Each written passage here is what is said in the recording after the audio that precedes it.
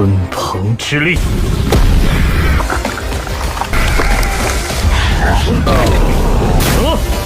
那就再试试这招。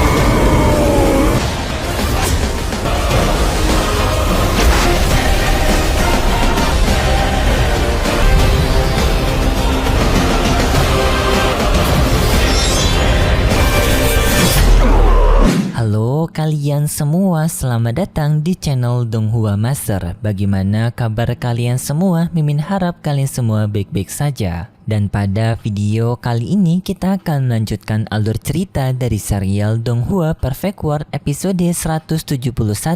Dan sebelum kita masuk ke cerita terbaru, mari kita sedikit mengingat cerita sebelumnya. Yang dimana pada cerita sebelumnya Shihao bersama teman-temannya masih melawan manusia bersuling. Tetapi pertarungan itu tidak lama karena pada akhirnya Shihao bersama teman-temannya bisa kabur dari kejaran manusia bersuling tersebut. Karena mereka yang pergi dari arena pertempuran dan juga si manusia bersuling itu pergi meninggalkan mereka, dan juga kemarin Shihao berpisah dengan teman-temannya serta kedua saudaranya. Dengan Shihao pergi ke kota Chiling untuk mencari obat ajaib, tetapi di sana Shihao malah bertemu dengan istrinya yaitu Qingyi, yang dimana juga Qingyi memberitahu kepada Shihao bahwasanya ia telah menemukan sebuah informasi yang menarik, yaitu anggota Istana Abadi yang sedang mencari keberadaan Huang alias identitas palsunya Shihao. Dan Shihao pun sempat menipu mereka, yang dimana Shihao mengatakan bahwasannya ia mengetahui keberadaan Huang, tetapi mereka harus membayar dirinya menggunakan tanaman herbal, yang dimana para anggota Istana Abadi setuju dengan hal tersebut. Dan singkat cerita, Shihao berhasil menipu mereka, dan kemarin juga Shihao telah menghajar komandan dari Istana Abadi tersebut sampai membuat dirinya musnah.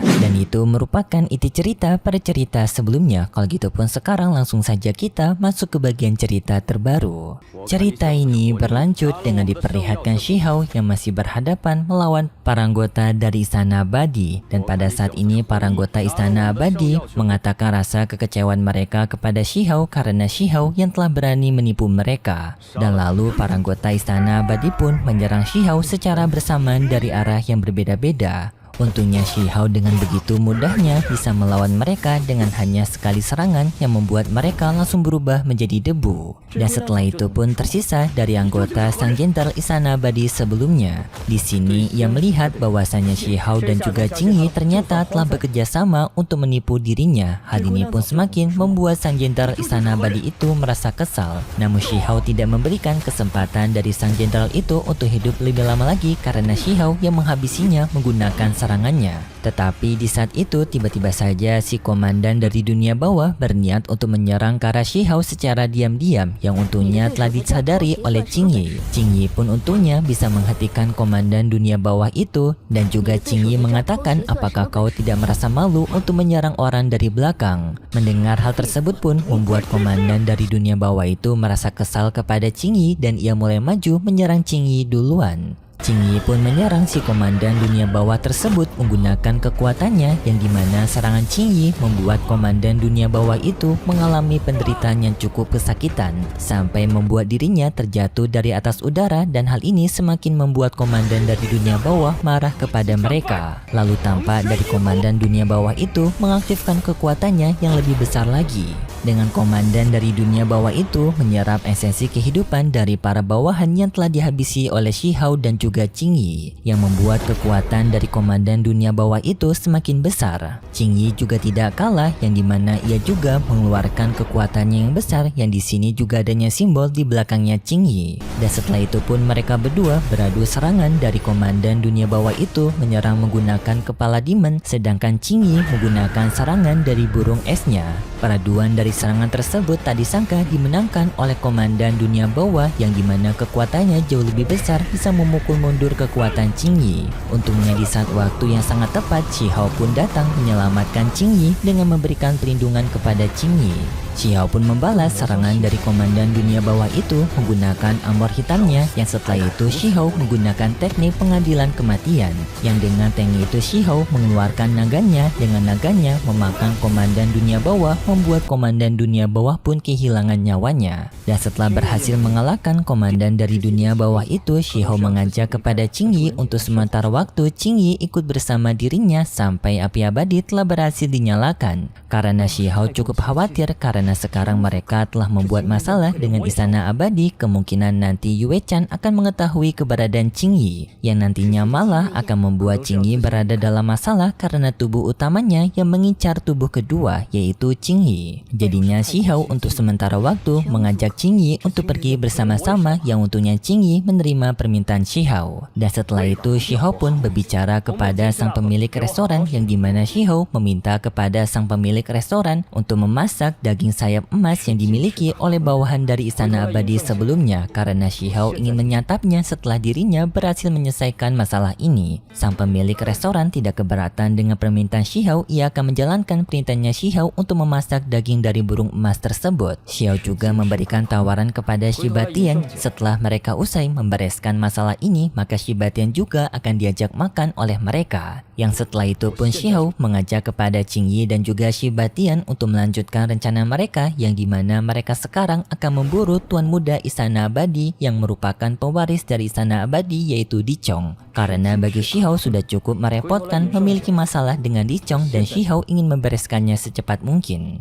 Kemudian pun Shi Hao dan juga Shiba Tian menempuh perjalanan mereka sampai pada akhirnya mereka tiba di sebuah hutan. Shiba Tian memberitahu kepada Shi Hao bahwasanya hutan ini merupakan tempat yang sebelumnya telah diikuti oleh Shiba Tian mengenai bawahan dari Istana Abadi yang berhubungan dengan Di Chong. Jadinya di tempat inilah mereka bisa mencari tahu keberadaan dari informasi Di Chong sekarang. Tidak lama setelah mereka menelusuri hutan itu, di sana mereka menemukan adanya segel kekuatan yang menyimpan seseorang di dalam sana. Shiba Tian mencoba untuk menghancurkan segel tersebut, tetapi ia gagal karena segel formasi itu yang terlalu kuat. Dan lalu Shi Hao pun mencoba untuk menghancurkan segel formasi itu menggunakan teknik reinkarnasinya, yang untungnya hal tersebut berhasil membuat orang itu pun bisa keluar dari segel formasi.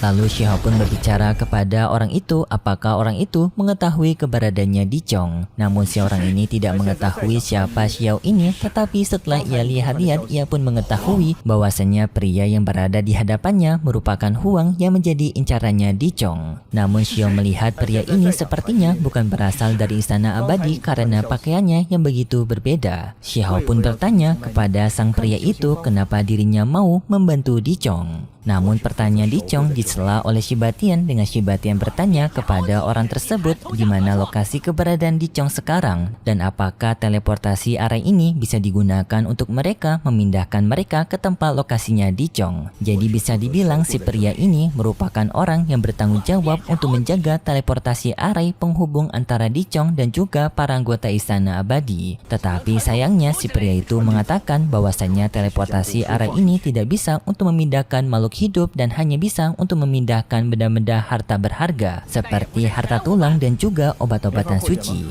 Tetapi Shiba Tian tidak terlalu mempermasalahkannya karena Shiba Tian bisa memodifikasi teleportasi array ini asalkan mereka bisa membedah titik lokasi koordinat keberadaan Di Chong sekarang, maka Shiba Tian bisa mencari tahu keberadaannya Di Chong. Namun di saat itu tiba-tiba saja orang tersebut berniat menghancurkan teleportasi array ini agar Di Chong telah mengetahui bahwasanya Huang telah mencoba untuk mencari tahu keberadaannya. Untungnya sebelum orang itu menghancurkan teleportasi array ini, Shi Hao bersama lainnya telah menyadarinya dan Shiba Tian bersama Shi Hao mencegahnya dengan memukul mundur orang tersebut. Lalu Shi Hao pun bertanya sekali lagi kepada orang itu kenapa ia mau bekerja sama dengan Istana Abadi terutama kepada Di Chong. Orang itu pun menjawab bahwasanya dirinya sekarang telah terikat kontrak bersama Di Chong, yang dimana jika ia melawan maka ia dengan sendirinya akan dimusnahkan oleh Di Chong. Benar saja tidak lama kemudian orang itu tiba-tiba saja musnah dari sana karena dirinya yang telah gagal menjalankan misinya untuk melindungi teleportasi array. Shi Hao yang melihat ini pun merasa kesal kepada Istana Abadi karena Istana Abadi yang telah menggunakan cara jahat untuk memanfaatkan orang lain.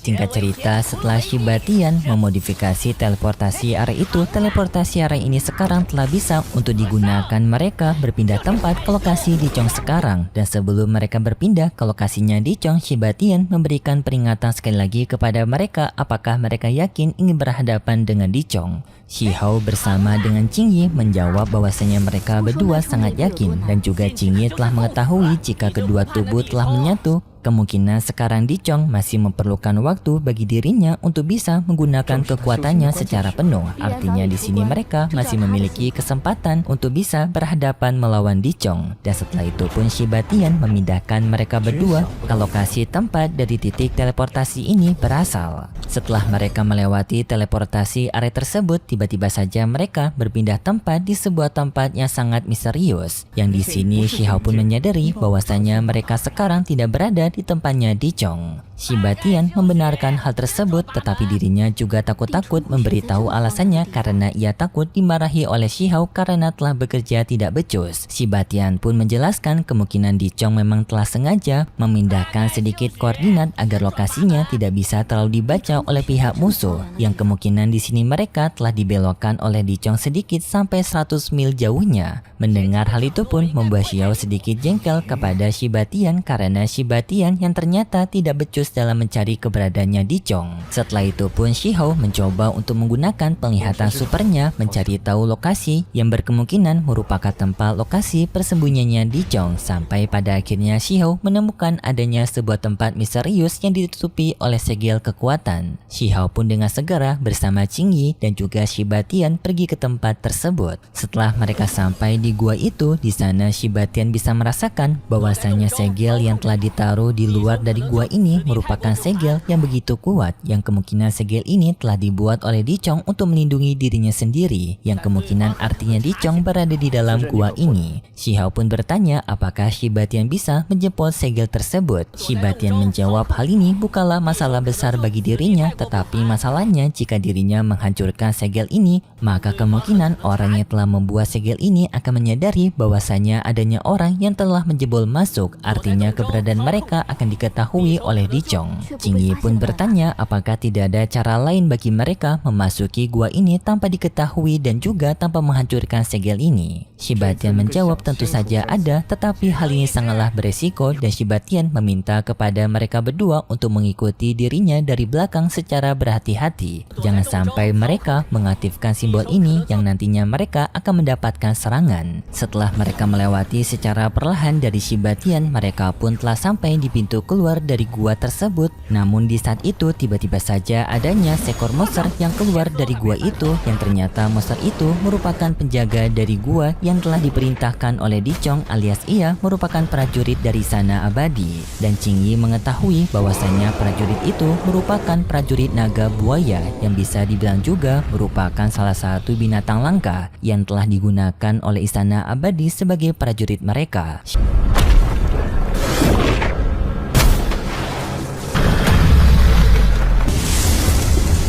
Shihao pun berbicara kepada sang prajurit naga di mana lokasi keberadaan Dicong sekarang. Sang prajurit naga mengatakan dirinya tidak akan pernah mengkhianati Istana Abadi karena dirinya merupakan prajurit nomor 1.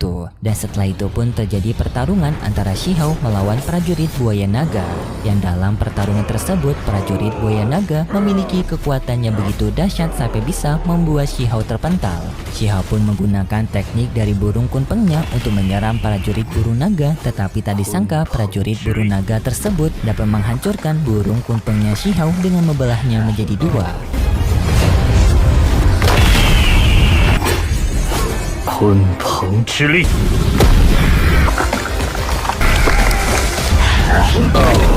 Shihao tidak menyerah sampai di sana. Shihao pun mempersiapkan serangan keduanya, yang dimana serangan kedua kali ini Shihao sekarang telah menggunakan armor hitamnya dan juga Shihao telah mengeluarkan teknik pedang raksasa dari atas langit, serta pedang raksasa itu diselimuti oleh kaisar guntur milik Shihao. Prajurit buaya naga yang melihat itu tidak tinggal diam, yang dimana ia juga mempersiapkan serangan terkuatnya sambil mengatakan bahwasanya ia akan menunjukkan bagaimana kekuatan besar dari prajurit nomor 1 Istana Abadi dengan ia mempersiapkan sebuah semburan naga. Shihao tidak takut takut dengan hal tersebut, lalu Shihao pun melepaskan serangannya dengan pedang raksasa itu beradu dengan kekuatan dari semburan naga buaya milik dari sang prajurit naga. Peraduan dari serangan dahsyat di antara mereka berdua pun terjadi sampai pada akhirnya Shihao telah berhasil memenangkan peraduan itu dengan pedang raksasanya yang mampu menebus kepala dari buaya naga.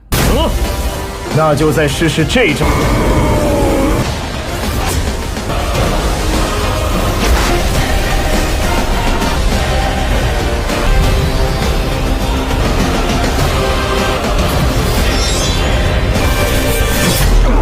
Membuat buaya naga itu telah berhasil dikalahkan oleh Shihao. Tetapi sayangnya di saat itu ekor dari prajurit buaya naga memasuki portal dimensi yang diketahui oleh Shihao sepertinya prajurit buaya naga akan melaporkan keberadaan mereka berdua kepada Dichong yang artinya di sini mereka berdua sepertinya akan diketahui oleh Dichong. Tetapi Shihao dan lainnya tetap tidak takut dengan hal ini dan setelah itu mereka berdua tetap memasuki portal dimensi tersebut untuk mencari keberadaan Dichong. Tetapi sayangnya setelah itu alur cerita dari serial Donghua Perfect World episode 171 bersambung dan berikut sedikit preview yang diperlihatkan untuk episode selanjutnya. Pada preview episode selanjutnya kita diperlihatkan dengan pertualangan Shihao dan juga Ji yang di sini mereka berdua berada di dalam gua. Dengan mereka di sana telah mendapatkan sebuah harta karun yang di sini Shihao juga telah menemukan tampaknya merupakan sebuah buah yang dari buah tersebut tiba-tiba saja adanya esensi petir yang keluar dari buah itu dan memasuki tubuhnya Shihao melalui matanya Shihao yang seketika hal itu membuat tubuhnya Shihao diselimuti oleh kekuatannya sangat dahsyat sampai pada akhirnya Shihao telah berhasil menyerap esensi petir itu dan setelah itu Shihao juga memberikan separuh kekuatannya lagi kepada Qingyi sebagai hadiah pembagian. Dan setelah mendapatkan harta tersebut, Shihao bersama Qingyi pun pergi dari sana sampai pada akhirnya mereka berada di tempat lainnya.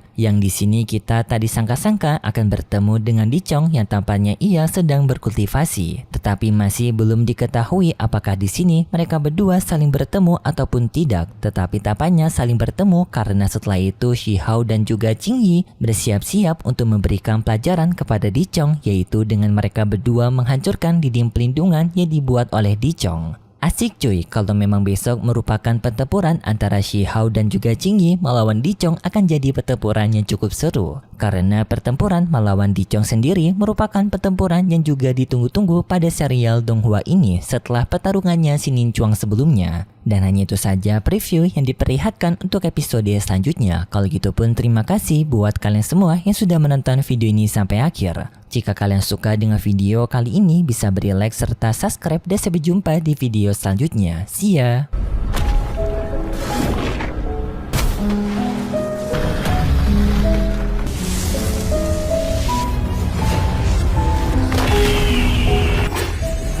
Kunpeng之力。